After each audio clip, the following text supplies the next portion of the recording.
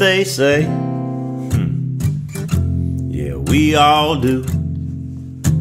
With every situation comes a free consultation where they throw in a penny or two, but that's all hearsay. So I'm gonna do it my way until I find out who is they. Who is they? How do they know? Is they a secret cabal looking down on us all from a place we ain't allowed to go? Is they an annual convention? Do they hold an exposition? Are they the brightest minds of our day? Who can say? Who is they? It must be nice, always giving advice, to be some trusted institution, always handing out solutions, no one checking if you're wrong or right. You win every debate, even when no one can say.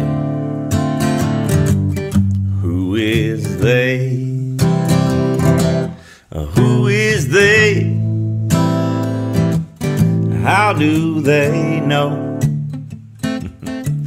Is they an Ivy League college, holding all the knowledge, giving us a little as they go?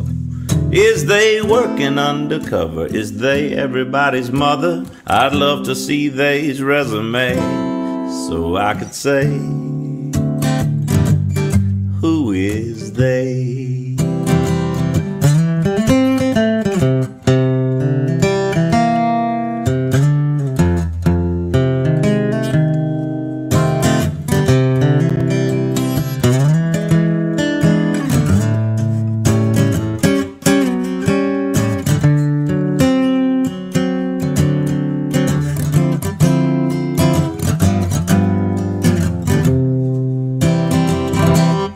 Who is they?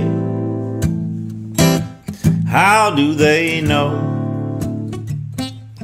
Is they a foreign delegation? Is they our imagination? Do they follow us wherever we go? Tell me, has they ever proven that they knew what they is doing? Wonder why we obey. It's hard to say. Who is they? Yeah. Is they a council of elders in some dimly lit cellar, deciding how we all should live? I know they exist, I just don't know who they is.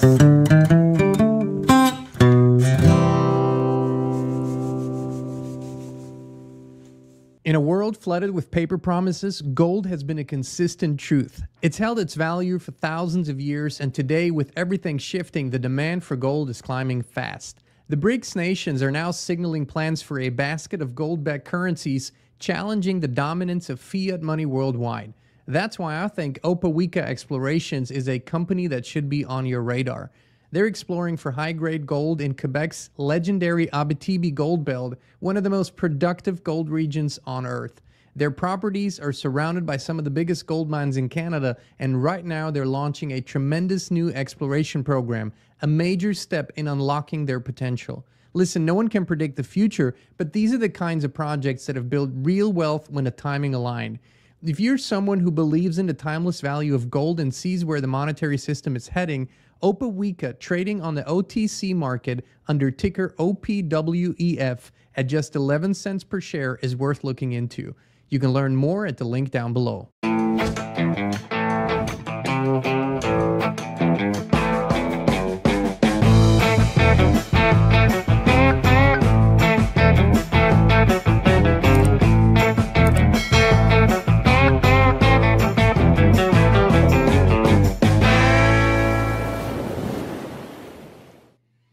Hey, Inspire Tribe, my fellow freedom lovers. It's John Nolan here. Thank you so much for tuning in. It is Thursday, June 19th. Time just keeps flying in the Matrix. June 19th, 2025. Out of the Matrix into prime reality. Thank you for joining us on X, Rumble, and YouTube. Everyone who's here, It's an honor. I want to give a big shout out to a new buddy of mine, Eric Erdman. We played a show together last fall at Blast on the Bay, and he blew us away with this song and a few others. But Who Is They? What a great song. Check him out. We put the link in the video description to his song, his website, YouTube. Follow the guy, a brilliant songwriter. So, you know, who is they is a big question. And if you're rather new to this, the complete answer is almost ungraspable. If you are further down your journey on this exploration, then the answer has probably come to you, or at least partially. But people that are new to this, what I'm about to share in the next 20, 30 minutes or so, it's going to sound so unbelievable that they're just going to say, it's just another nut job. This is, you know, this is impossible.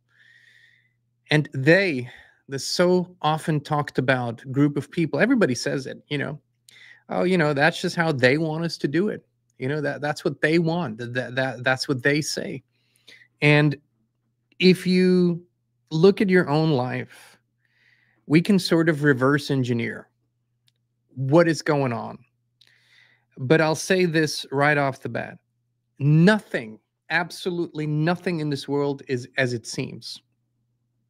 And when I say that, I mean nothing. There's not a single thing that is the way that it's presented to us. Actually, what we see is an exact inversion of how it really is. And I remember as a kid, this became obvious to me because my dad was a businessman. So he, you know, he owned a company and did business with other companies. And I remember him explaining to me how that works. You know, as a kid, I didn't know. He says, you know, I have this product, and then, you know, I buy this product from one person or from one company, and then I transport this product to another country, and then I sell it to that person, like import, export kind of stuff. And he explained the basic premise of business to me. But when I got older and when I got a little bit more involved in all of it, I realized it's nothing like he says. What was really happening was he was doing business, and then in order for some things to really work out, people needed to even be bribed. This is a normal part of business. People need to be bribed. If you need anything from the government, then you need to include sort of their clan. They need to get paid. Then they approve things.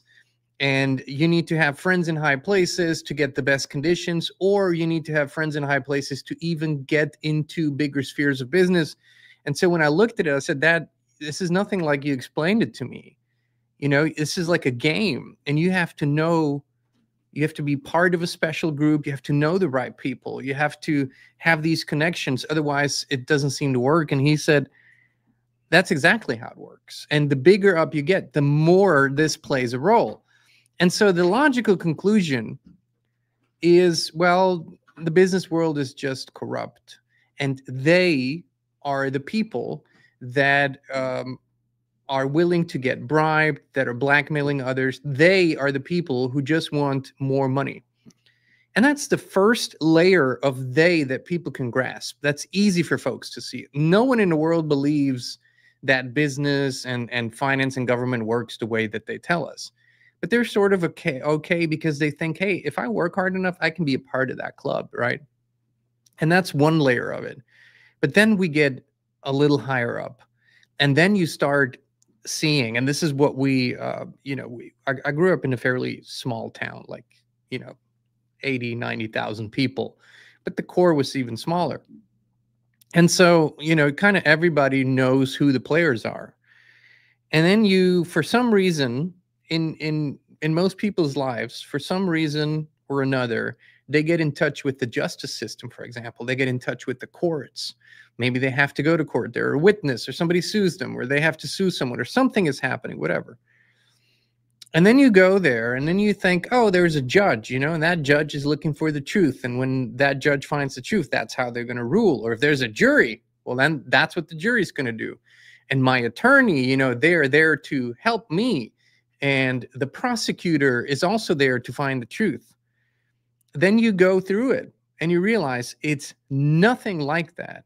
There is a club behind the scenes. That club meets, and when the stakes are just a little bit higher in a case, that club decides where that case is going to go every single time.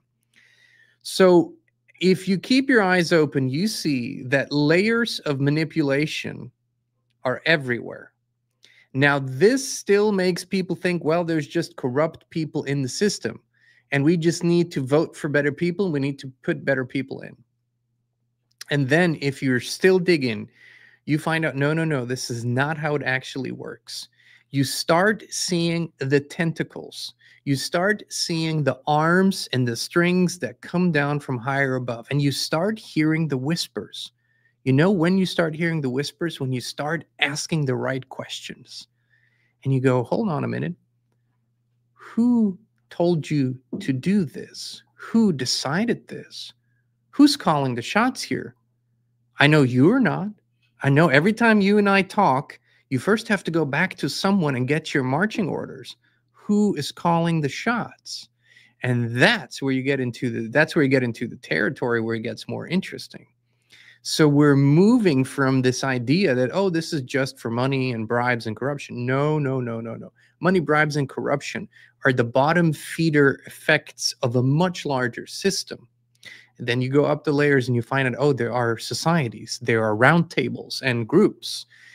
From those who are more known to the public, I don't know, the Lions Club and the Rotary Club and all that stuff. And then it goes a little higher. It goes into Masonry, Freemasonry. It goes into the different rites and secret societies. Do they exist? Oh, hell yeah, they do.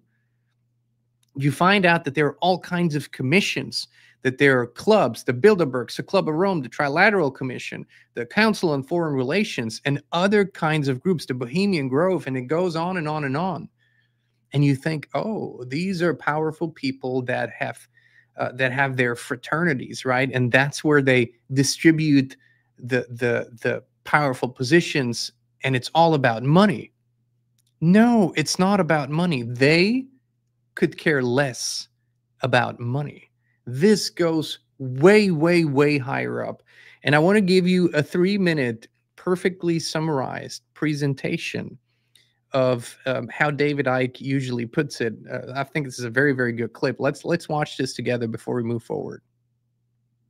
And symbolize it very as like a spider's web. Think of a spider's web around the planet. And in the center of the spider's web is the spider.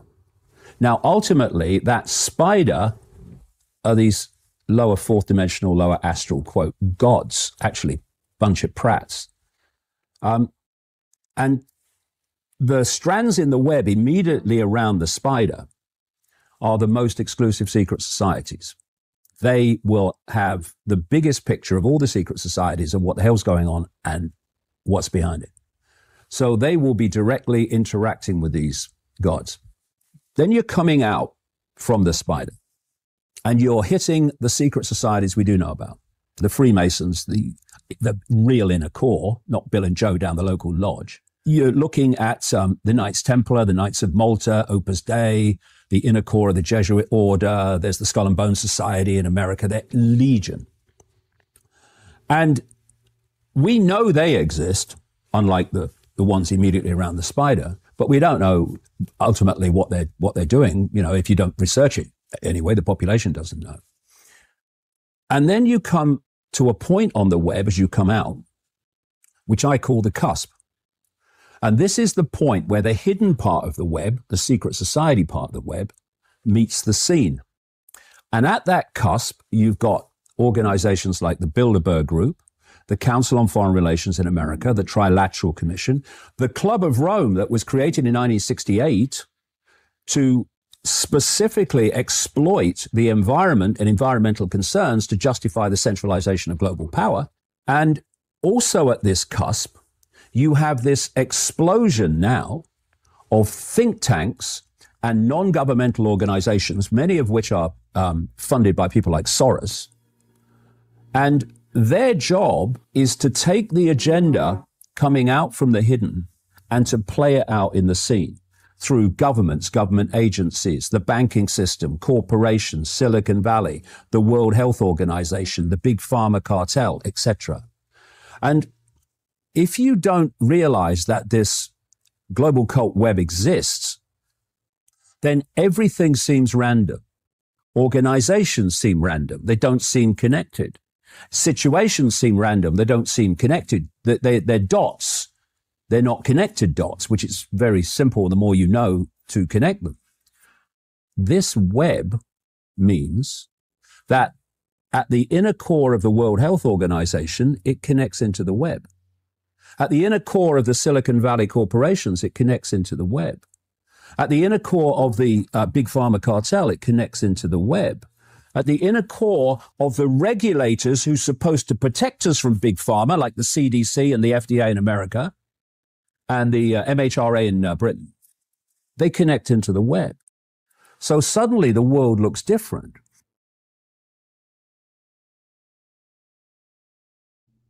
So suddenly the world looks very different. I think this is about as brilliant a summation as you could put it in 3 minutes. And that's why I wanted to put it out here.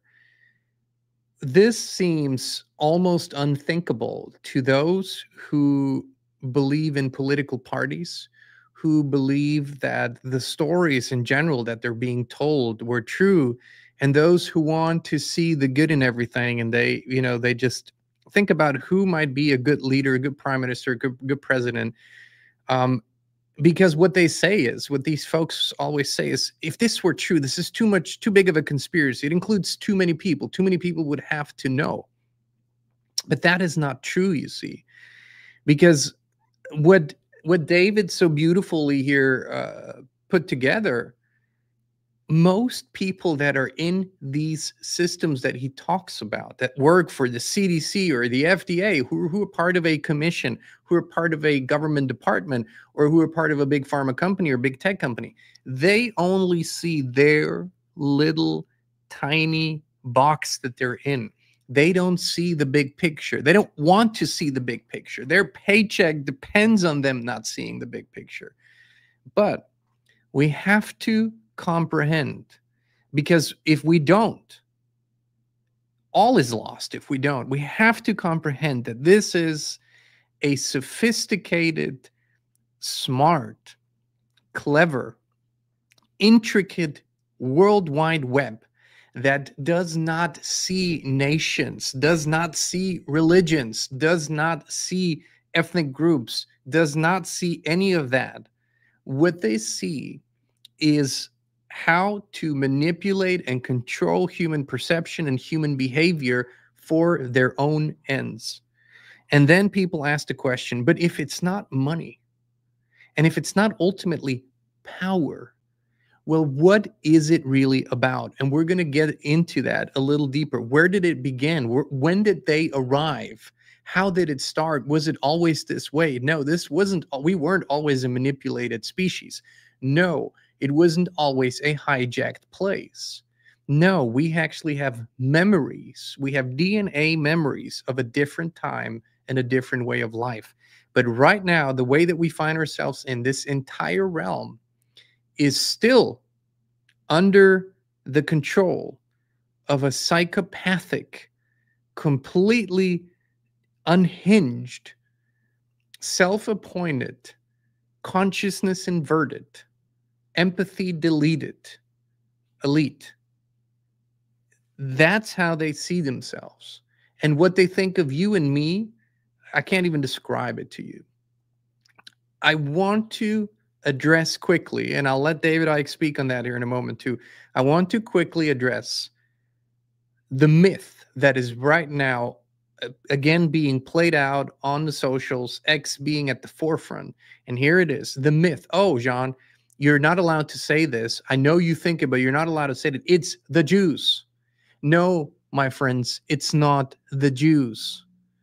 And then people say, but hold on, they've been expelled from every country known to man in the last thousands of years.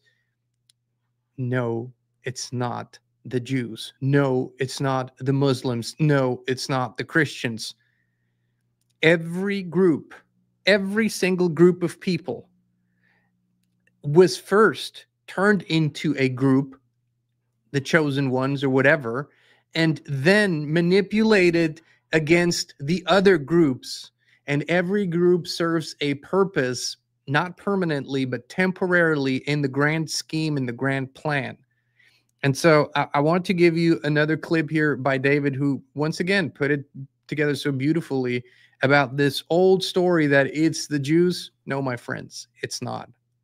I've been exposing for decades now and been called anti-Semitic for it, even though it's the opposite. I've been exposing a cult. There's a global cult, and there is a major aspect of it which is called the Sabbatean cult. The Sabbatean cult goes back to the 1600s. I've detailed it all in the books. But basically, it is a grouping, a satanic grouping that is expert in posing as what it's not. So they might pose as Islamic leaders. They might pose as Vatican leaders, or they might and have mercilessly for the Jewish people in general. They might and have posed as Jewish leaders. It was this Sabbatean cult, with the Rothschilds very much involved, who were responsible for the creation of Israel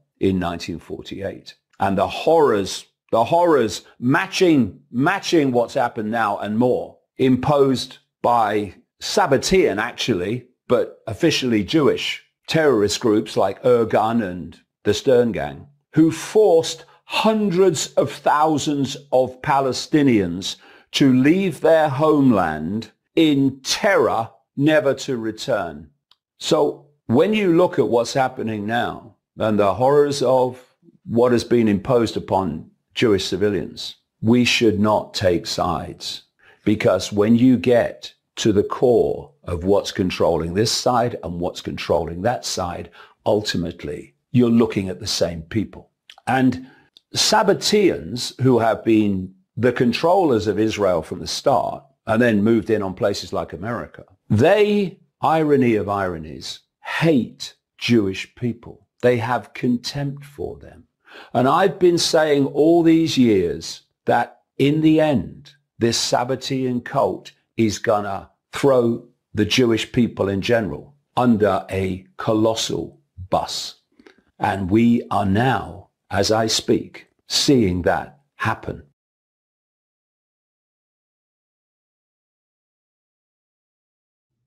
I think it's incredibly important to see what is currently happening, because I've been saying it for, since last year. I've been saying, watch what's happening. There is a new ignited hatred, a hate campaign that's being rolled out once again.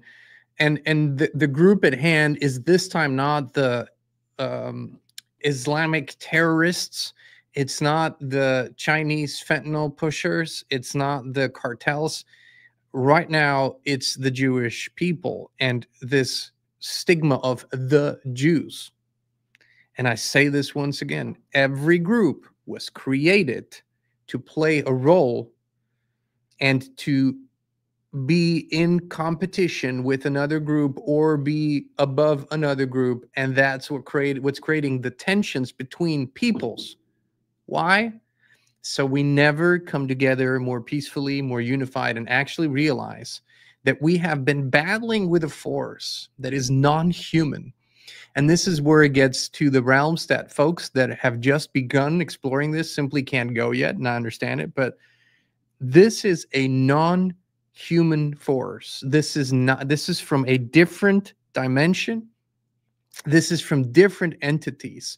And this is where we get into the beginnings of everything. How did it all start?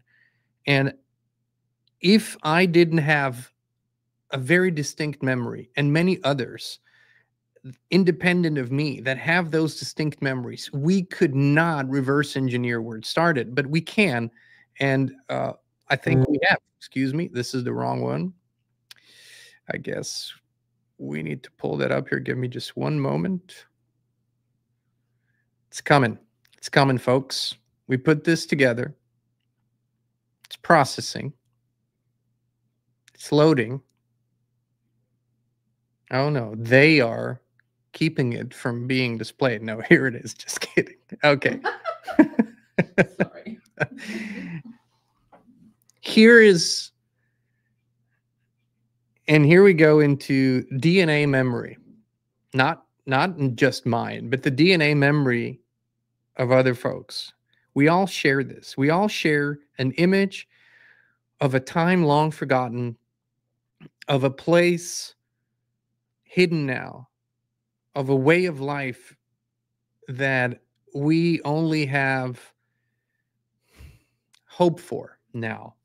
But this is how it used to be. And I firmly, firmly know that. Proving it is a whole other story. But here's what I know was once true. Man was originally a radiant being fully connected to the creator and source. I have that memory. We were. We once lived a harmonious life that is currently beyond imagination. With nature, with each other, communicating with everything around us in what I call prime reality, prime earth. It's an altogether different place than we're experiencing it now. We didn't need language. We were what we now call telepathy, but we were sharing a field, knowing that we share a field. And in that field, we could exchange thoughts with each other or not, choose not to. We were able to communicate on a level of thoughts and feelings directly. Children were conceived consciously with love. There was an entire process involved in that. When a new child was created, it was a perfect creation of a man and a woman. And we were in direct communication, not just with people and animals, but also with prime earth, with the real earth itself. It was our living home. What we now perceive to be a home is a house with walls and all that stuff, but earth was our home and we were connected with it. That was our origin. It's, as like I say, I can't prove it, but I'll give you the sort of the evidence of exclusion. If this wasn't our history at one point, if we never experienced it, if this realm was always just what it is now, then why are we striving for this? Why are we hoping for this? Why are we dreaming of this? Why do people have it in their hearts? Where would it come from? Where would that come from if we hadn't experienced it? If somehow it isn't encoded, written into the source code, into the DNA?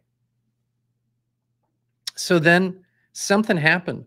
And nobody really knows when it happened, why it happened, but there was an arrival in that place, in that sphere, in that way of life. There was an arrival of forces that were observing us. We're very envious of the way that we lived, very envious of our creative powers.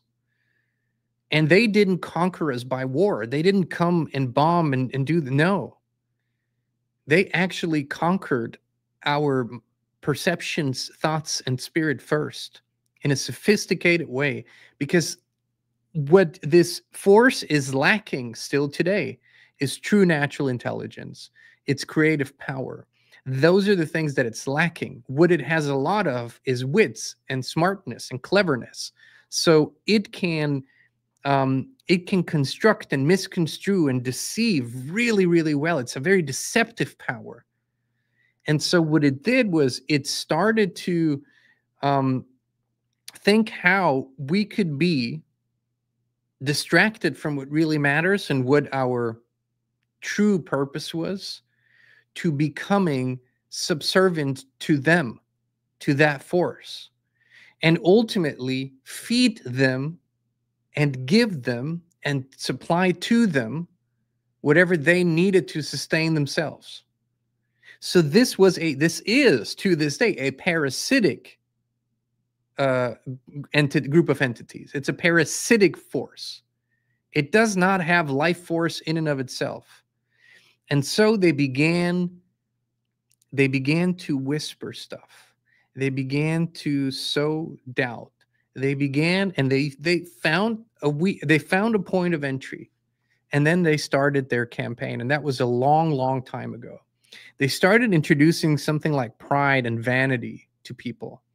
And they would take, they would take people in places and speak to them and make them feel special and speak to them as though they were above everyone else, as though they had a special gift. And they would tell them that God, the creator, told them, they would say, Adam, the creator told me that you are supposed to be the leader for your people. You're supposed to be God's spokesperson. You're supposed to be God's translator. And in the beginning, this was sort of a foreign concept because everybody was connected. It was like a natural thing. You didn't even think about connection. But with enough manipulation, it started to take fruit and it started to work out. And some people felt elevated. They felt more important.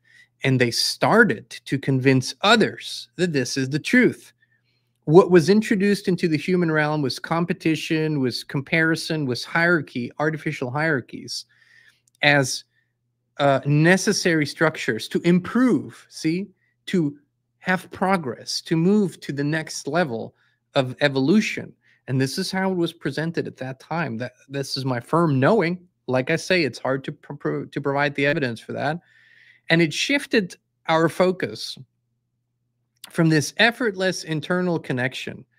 Think of how you breathe, and most people still walk unless you have some impairment. You breathe and you walk without thinking about it. It's effortless. You don't think about taking the next breath. You just take it. What if your creations were at one point the same way? They were effortless.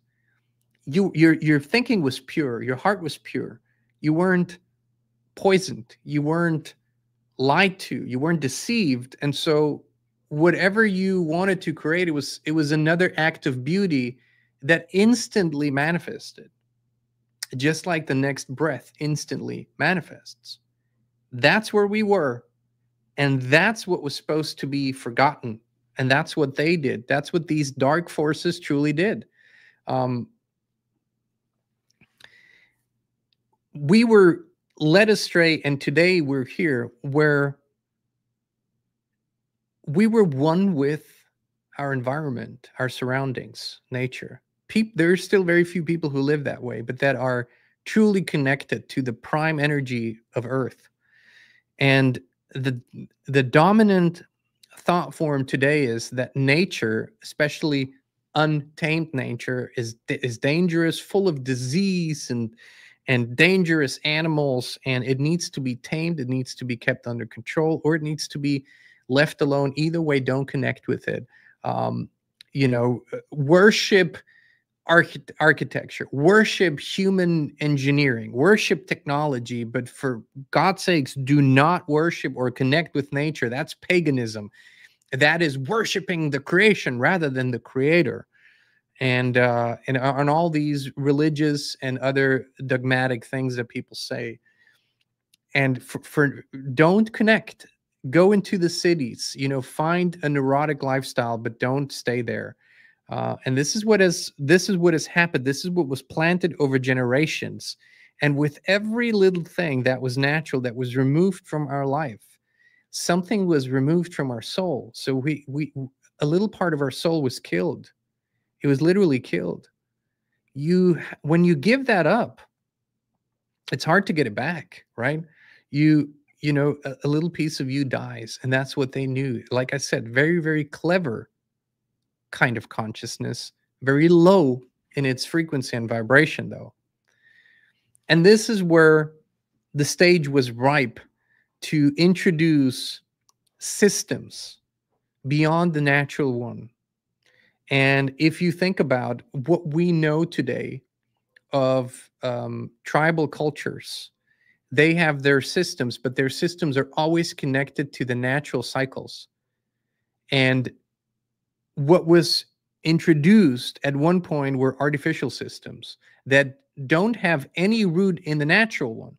So no religion has a root in the natural systems. It creates an artificial system of rules and worship and sins and you being small a translator is needed, and God is speaking through the translator and giving you instructions on how to live. It can be very vengeful. It can be very dark.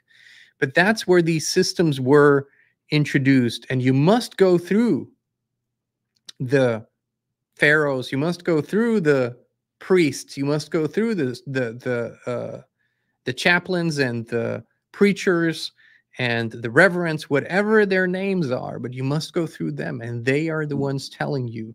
Once that was established, there was a new level of authority and religion that was a big buffer between what is true and natural and authentic and between the human race, if you will. Now there was this artificial divide. And once that was established, the system of religion and authority, they just kept beating away at it. That's where we really fell from creation, fell from grace. That was, it was a fall, but it wasn't what the fall was presented to us to be. We just forgot. With every generation, we forgot more. They invented stuff like sin and guilt and punishment and control mechanisms, with an incredible sophistication.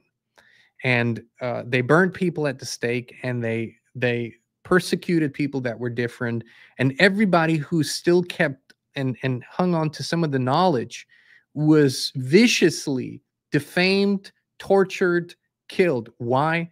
So people would be in a state of terror, and they would fear to even know someone like that, let alone practice that knowledge. And instead of beautiful, wonderful practices that people that were natural, when people came together to celebrate an event in nature or celebrate a sacred time, that was pushed away, and very dark ritualistic stuff was introduced into society. And you go into a Catholic church today, and you go to Catholic Mass and follow what they do in the Vatican, and you don't tell me it's a death cult. It's a freaking satanic, dark, horrible death cult. How is that a celebration of life and creation? It's a death cult, and so are many, many other religions and denominations in religion. The sacred knowledge that we once held, everything was pulled away from people, more and more and more hidden. It wasn't destroyed because these dark forces, they kept it to themselves. They tried to extract that knowledge and use it, but they're lacking the most important thing. They're lacking the level of consciousness that requires. The fragmentation of a natural unit. So between a man and a woman and their most sacred creation, a child, that is the most natural, the most sacred, and the smallest and most powerful unit. Of course, we didn't just live in those small units. We lived in clans. We lived in, it takes a village, right, is what they say, which is true. We lived in those beautiful communities of family where, every woman was a mother or an aunt. Every man was an uncle or a father or a grandfather. Everyone shared, everyone taught, everyone took part in this. And then we were distracted. We were pushed away, and men were seduced into conquest to use their strength and their intelligence to subdue others. And women were taught to forget their sacredness, forget that they are the beautiful givers of life, natural wisdom, and they were first shamed about aspects of their beingness, and then they were seduced into becoming the seductors, right? They were told that what they have and possess in their enchanting and charming powers, they should use to manipulate men, to manipulate their actions, and to steer the course of history with their bodies and seductive powers. That is literally, if you want to take some classic religious language, but that's the power of the snake, the power of the serpent, the twisted tongue, the split tongue, the lies, the deception. We weren't always like that. We weren't a deceptive, lying, a demoralized people. We once truly were a beautiful, pure people who lived innocent, beautiful, loving, creative lives. That is still encoded into our DNA. That's still there. That memory still exists, but it was taken away from a dark force, and we will get, at the end, we will get to the core truth that is the most painful, but also the most liberating one. Everything was taken from its original space: love, family, community, creation, and an artificial replacement was created. What we today call love is not love. It's a commodity. It's a commodity that's being traded for other things. For most people, love is something that is being traded among people. It's not the real thing. The real thing is pure creativity. It's unconditional. It doesn't know no limits or bounds. It expresses positively in unbelievable ways. So this was intentionally broken. We were intentionally torn apart as families and communities. And then is where the institution started to emerge. This is where they perfected the system. This is when we were fragmented, when our knowledge was already forgotten, when our connection was already severed, when our ties between families and clans were already broken. Now the place was ripe to introduce institutions, places created by strangers that are supposed to educate us, that are supposed to regulate our lives, where our natural connection with land was taken because we didn't have any access to it any longer. Tell me once again how we're the most intelligent species here. We're the only ones who have to pay to live on a dedicated piece of land. No bird, no squirrel, no. Everybody has a dedicated space to live on, but we have to pay some psychopathic fucking strangers and give them our life force, so we get a little bit of land where we can grow some stuff. Pardon me, it's a level of frustration here as I go through this sometimes, And then a artificial financial system was created that was once again a cheap and inverted copy of natural abundance that doesn't have any root in anything real anymore. Just a few decades ago, there was a perception that it was tied to something that had value, like gold and silver that had value, or specifically gold in this case, that has value too. And we could go into what the real value of gold was and for whom. Don't get me wrong, but it's a commodity that had value for 6,000 years and still has and still does. It's still a very powerful commodity.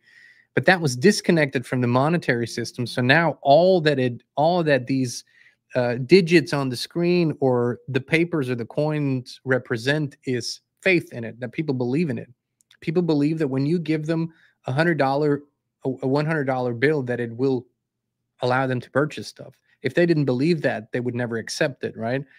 And then we were put on the clock.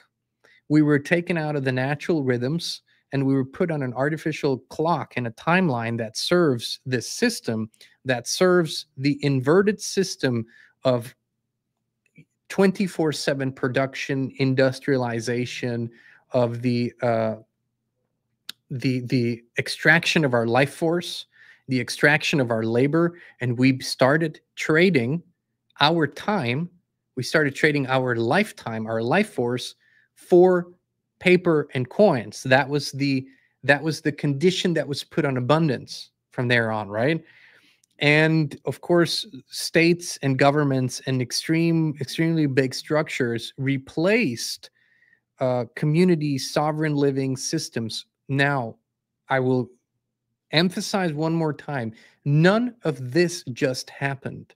It wasn't just a development that happened randomly or coincidentally. Every step was carefully planned, and these dark forces possess the power, if you will, or have kept it, to look at this from the outside, to keep their memories through lifetimes.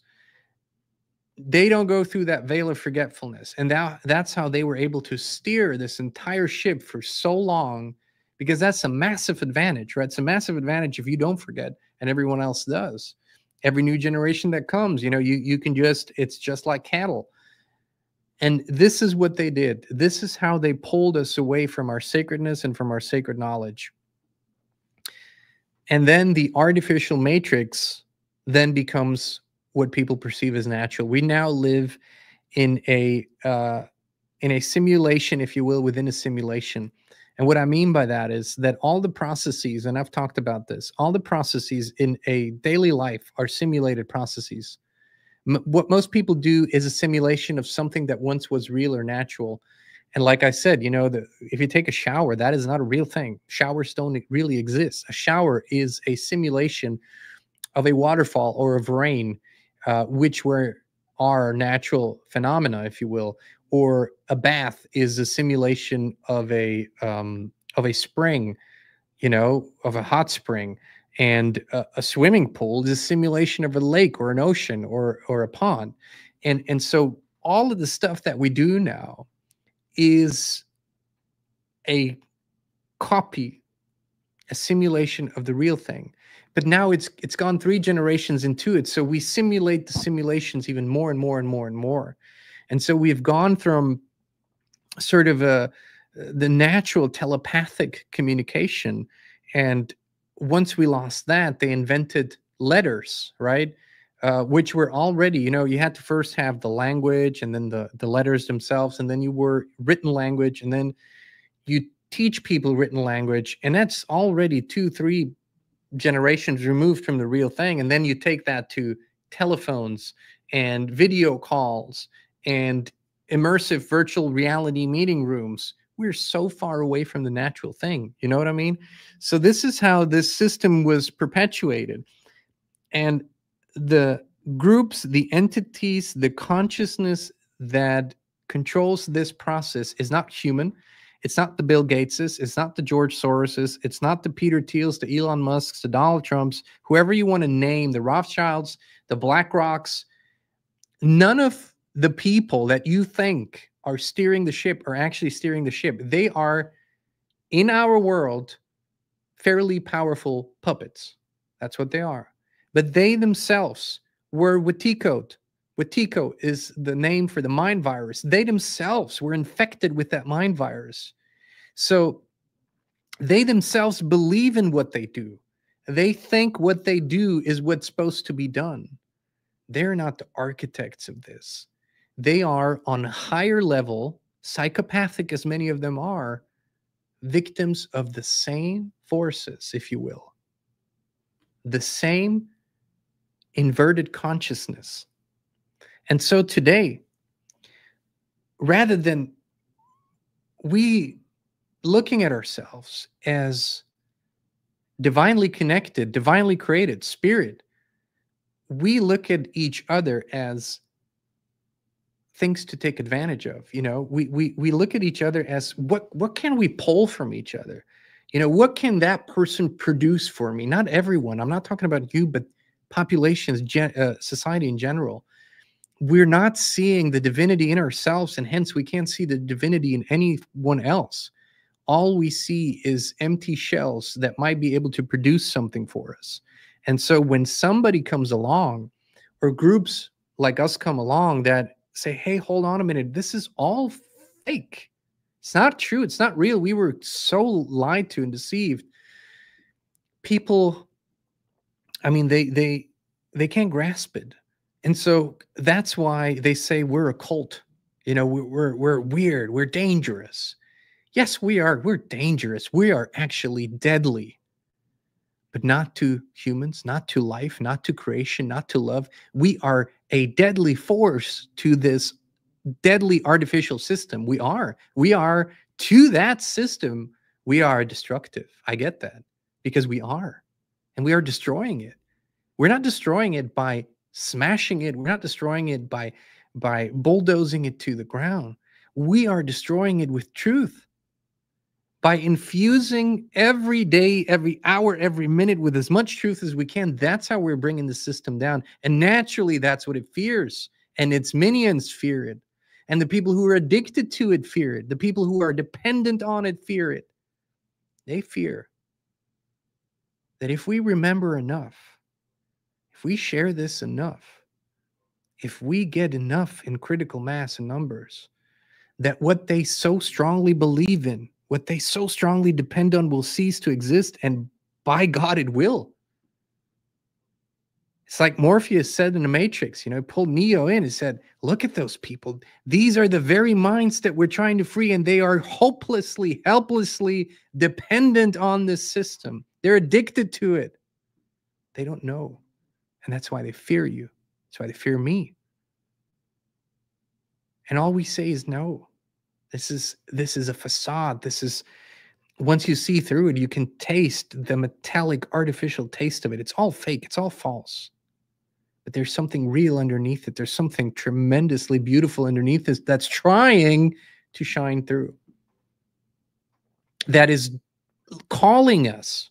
It's calling us to it. And we can't get to it unless we walk through this truth. We can't bypass it. We can't pretend it's not there. None of this has worked. People have tried. People have tried to pretend it's not there. People have said, oh, if we just pull the energy away, I mean, just to pull the attention away, it's going to go away. None of this has worked. We have to walk straight into it and be the courageous, beautiful beings that we are and shine our light straight into it. That's the only way that I see anyways. The point where we are is what might be called total inversion. Everything is now upside down in this world. And that's why people are wonderful, beautiful, awakened people are in a dark place, because they see that inversion. They can see it so clearly, and it hurts their spirit. It hurts their soul. It hurts them deeply in their hearts. I know, because it hurts me. It hurts me to see that. And having that memory of how it can be, how it once was, and how it could be again. And I'm not saying that this world that we talk about here will be that world. What I'm saying is that this world might once again cease to exist, just like it once did not exist. And what will emerge in its place is the real thing. It doesn't have to be created, that real thing. It doesn't have to be birthed again, really. We use that language sometimes, but it's actually inaccurate. It's still there. It's just it's masqueraded. It's disguised by this ugly, artificial, horrific, psychopathic construct. And I don't know any other way than living up to my truest potential and being who I truly am, being the best version of myself, which is a work in progress. Trust me. Trust me, I know how much of a work in progress I am, but I am working and I am in progress. And I do what I can with what I have where I am. That's all that I can do. That's what I encourage people to do. But we can. And the greatest power, the greatest control that we have over anything is truly ourselves in our own bubbles, our own.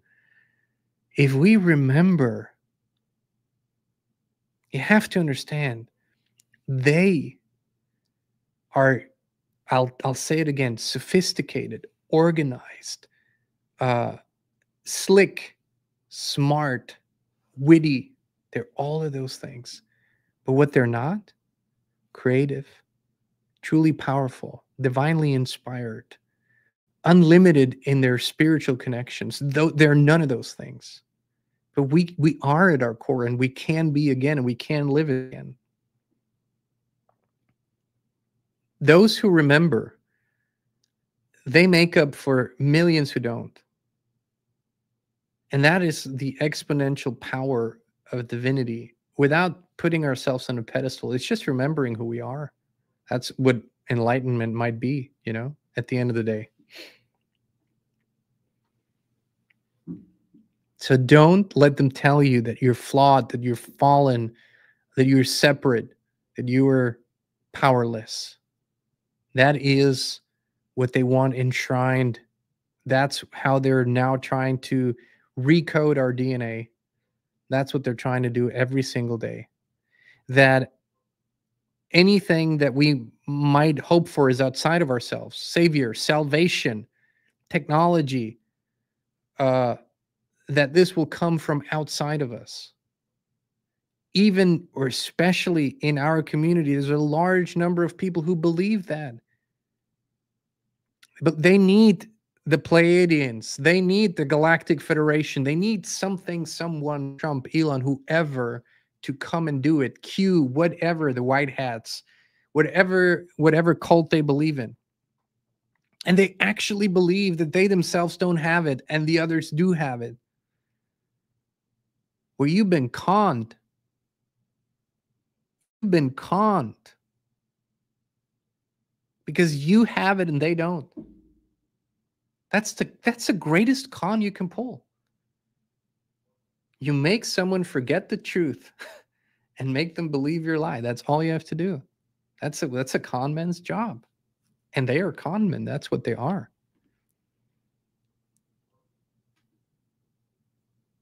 It's in you. It's in your DNA. It's in your heart. It's all there.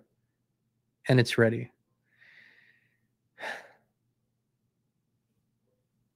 This is it, friends. So they, who is they? They is tiny. They is always fearful, always worried, always on the edge, always afraid you might find out. They have to project so much power. They have to project so much presence. They have to be so loud. They have to use their megaphones every single day, every hour of the day, to drown out the voice within, to drown out the voice that's in you that otherwise you would be hearing. They know it. They come into your life early. They inflict trauma. That's what they are. They're little parasitic, dark, tiny entities playing big. And we are grand, beautiful, wonderful, divinely created beings playing small. And that's the game that needs to be ended today. And then it's game over. How that will look exactly, what will happen, how that all will unfold, I don't know. Frankly, I don't have to know. If this means the physical death of this body, that's fine. That's fine. That's totally fine. If this means that that's what's going to unfold, well, so be it. Who cares?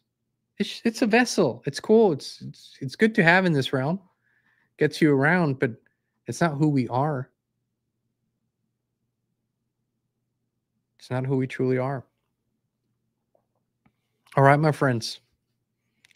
Thank you. Thank you for tuning in. Thank you for being with us. If anyone thought we were a cult after this show, they'll be sure.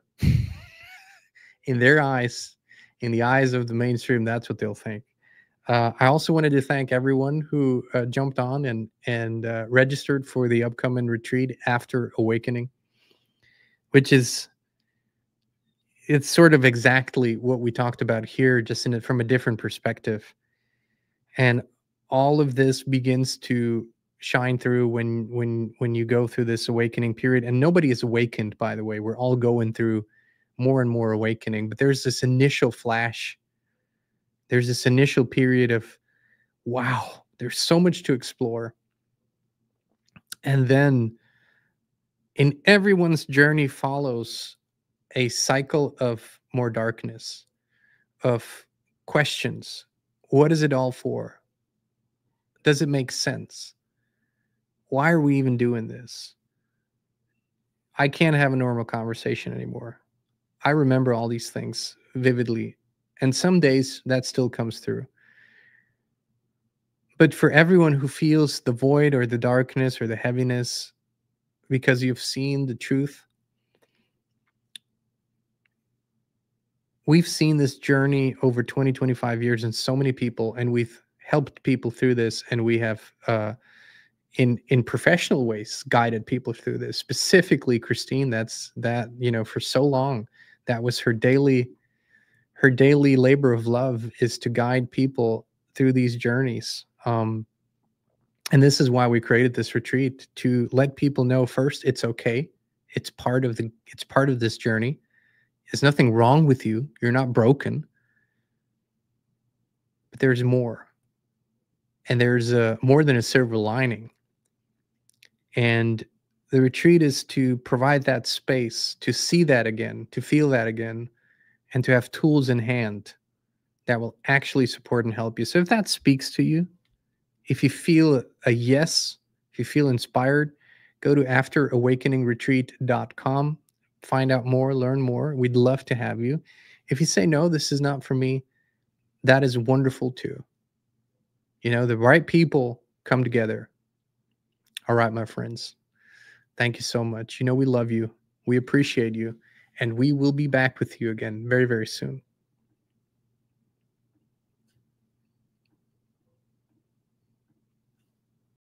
Are you looking for like-minded and like-hearted people to connect with? Then the Inspired Community on Locals is the right place for you. You can post, comment, share, and connect with others, and our shows there are completely uncensored and unfiltered. It's stuff we can't talk about here.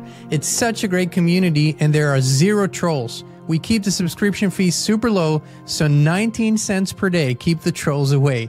Join us today at inspired.locals.com. We can't wait to see you there.